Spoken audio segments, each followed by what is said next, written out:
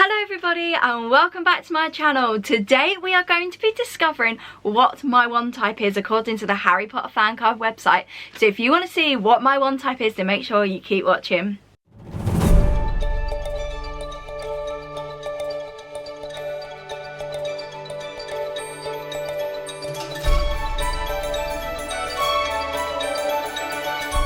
Okay, as I said, we are going to be discovering my wand. I'm so excited. I do actually already have a full Harry Potter club profile from when it was back in Pottermore, so at some point I will go over that with you. So we are going to see what my wand is. Now, it's really annoying, but as I started filming, my camera battery started flashing. So if you give me 2 seconds, I will be back. I should change the battery.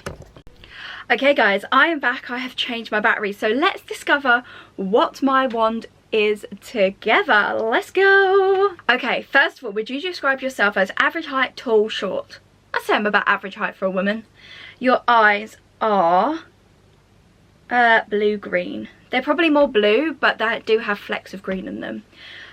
What was the date you were born on? An even number. Do you most pride yourself on determination, imagination, resilience, intelligence, originality, optimism, kindness? I don't know, because a lot of people tell me that I have an abundance of kindness, but I'm also really resilient. I'm gonna go with kindness because I feel like I've got a lot of kindness within me. I still feel like I'm resilient, but I feel like without kindness, it's hard to be really prideful of your resilience if you're not being kind. Travelling alone down a deserted road, you reach a crossroads. Do you look left towards the sea, right towards the castle, or head towards the forest? Castle would be the castle. Do you most fear fire, darkness, isolation, heights, small spaces? Isolation. In a chest of magical artifacts, which would you choose? A silver dagger, an ornate mirror, glittering jewel, bound scroll, golden key, dusty bottle, or black glove? I'm gonna go for the golden key because it could unlock something else. Ooh, okay, so I have a spruce wood. Spruce wood with a unicorn core, 12¼ inches, and slightly yielding flexibility. Unskilled wand makers call a spruce a difficult wood, but in doing so they reveal their own ineptitude. Can't even say that word. It is quite true that it requires particular deftness to work with a spruce, which produces ones that are ill matched with cautious or nervous natures and become potentially dangerous in fumbling fingers. The spruce wand requires a firm hand because it often appears to have its own ideas about what magic ought to be called upon to produce. However, when a spruce wand meets its match, which in my experience is a bold spellcaster with a good sense of humour, it becomes a superb helper, intensely loyal to their owners and capable of producing particularly flamboyant and dramatic effects. Remember, the wand chooses the wizard. That's interesting. So it tells you some different characters and which ones that they had. There's also some related articles. So let's see, what does it mean? So they're the most common spruce wood. I don't think that's on there, is it? So the rarest phoenix. Am I being blind? I can't actually. Let me have a look. What did it say its core was? Ah, unicorn core. Oh, I didn't even read that. It says it right there, unicorn core. So it's a unicorn core with spruce wood, which I don't think it said on there.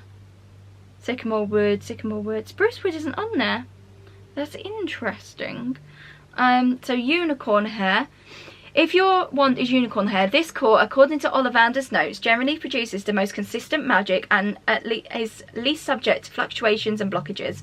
They're generally the most difficult to turn to the dark arts. The most faithful of all wands, they usually remain attached to their first owner, irrespective of whether he or she was an accomplished witch or wizard. Minor disadvantages of a unicorn hair are that they do not make the most powerful wands, although the wand wood may compensate, and they are prone to melancholy if mishandled, meaning their hair may die or need replacing. That's interesting. It tells you things about different wands. What type of wood is it made for? So sycamore is the most popular, then laurel's the second, alder's the third, hazel's the fourth, vine is the fifth, redwood is the sixth, beech is the seventh, maple is the eighth, rowan is the ninth, cypress is the 10th, and the rarest is popular. But I swear mine's not called that. Mine is spruce wood. It's very weird because it doesn't really tell you much about that. Oh, I just realised if you press on it, it literally tells you more about it. That is really interesting. That is interesting. I'd actually like to know a little bit more about spruce wood, as there isn't really a lot of information about it, and it's completely different to honestly what I was expecting. I'm pretty sure, and I really need to find out. My other wand is a completely different one, so yeah, that was interesting. I'm really sorry that the music has just started. To be honest, I'm glad it's in the daytime. If you enjoyed this video, make sure you give it a thumbs up, comment down below what wand chose you, and have we got a similar wand type. If you'd like to see any more of my videos, make sure you hit that subscribe button and turn the notification bell on so you are notified every single time I upload, and make sure you click here for more magic. I hope you're having a great day, and I'll see you soon. Bye guys!